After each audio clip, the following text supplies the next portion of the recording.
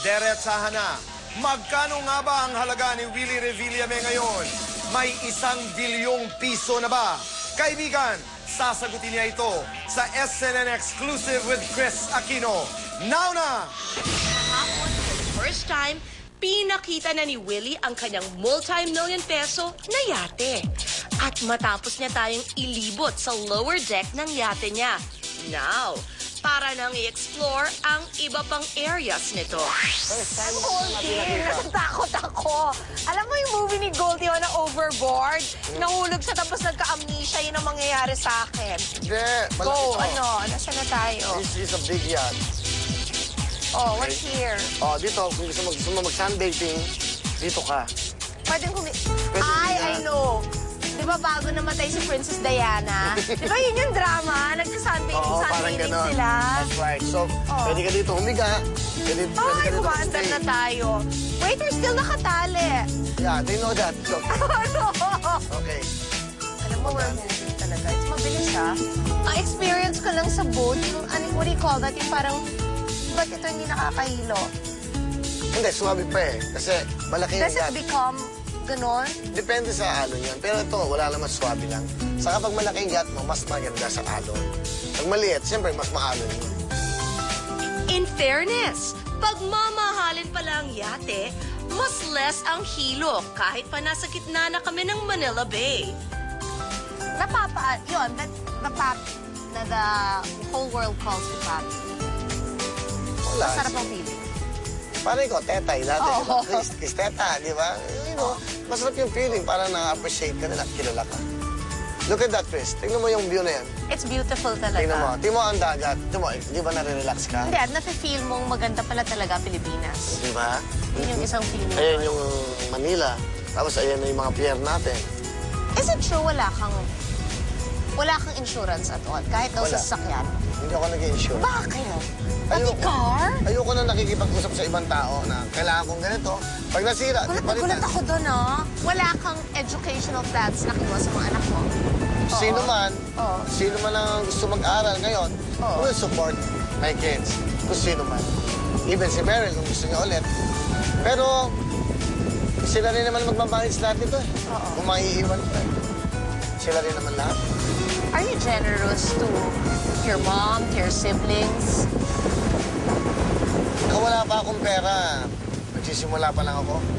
Tinutulungan ko na yung mga yan. Pinag-aaral ko na yung mga kapatid ko. Okay. Nanay ko, tinutulungan ko na. Ayan ang Mall of Asia, oh. Where? Yan. That's Mall of Asia. Grabe, no? Ang bilis. Diba? We're here na. Swabe nga lang ang takbo natin. Is it true na ikaw na yung biggest property holder within Tagaytay? That community? I don't think so. Ikaw? Hindi naman siguro. Marami naman dyan Kasi mga... nabasa ko 5,000 square meters yung total ng property Hindi mo. naman, mga 4,000 plus. Oh, pati 5 na rin yun. Hindi naman.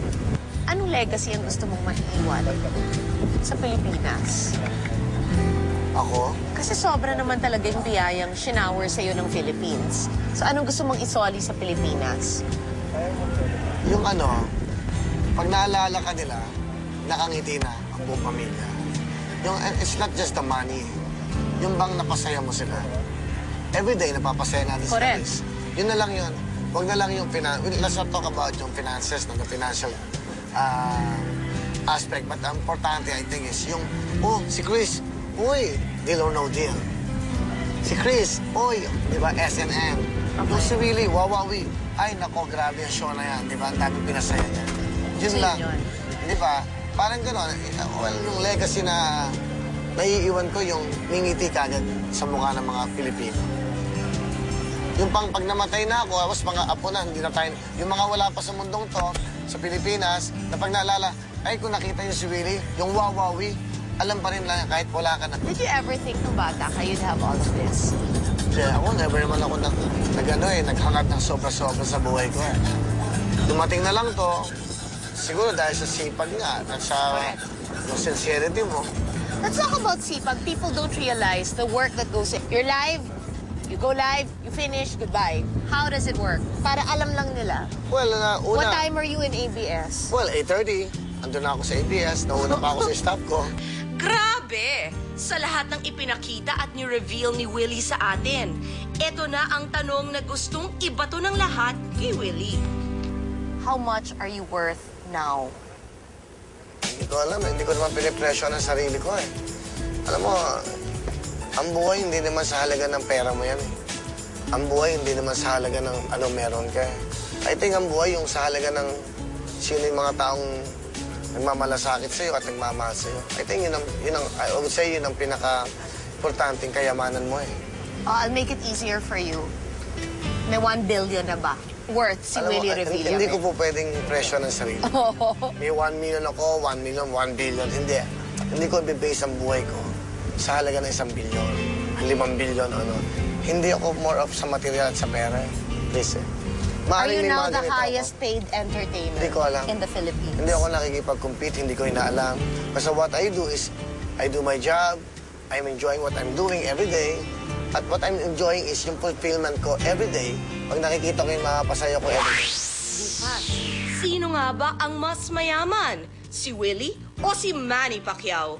Sinong mas mayaman ngayon? Manny Pacquiao or Willie Revilla, man?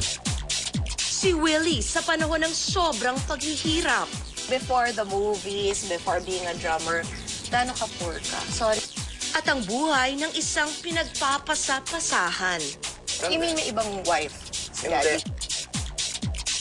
Is it too late para sa mga mama to reach out now? Maraming salamat, Willie. This just in, Bayan, last Sunday, at hanggang sa mga oras na ito po, nasa St. Luke's Hospital si Willie. Under observation po siya ngayon ng mga espesyalista. Matapos ang isang angiogram procedure kagabi. Ito pong procedure na ito ang makapagsasabi kung itutuloy o hindi ang angioplasty sa kanya. Tama. Okay, meron po itong koneksyon because several months back when Willie had a physical exam, na executive checkup, na-reveal na meron siyang heart condition. Willie, kung ikay nanonood, magpagaling ka. At mas marami pa ang puputok na breaking news sa pagbabalik po ng SNN.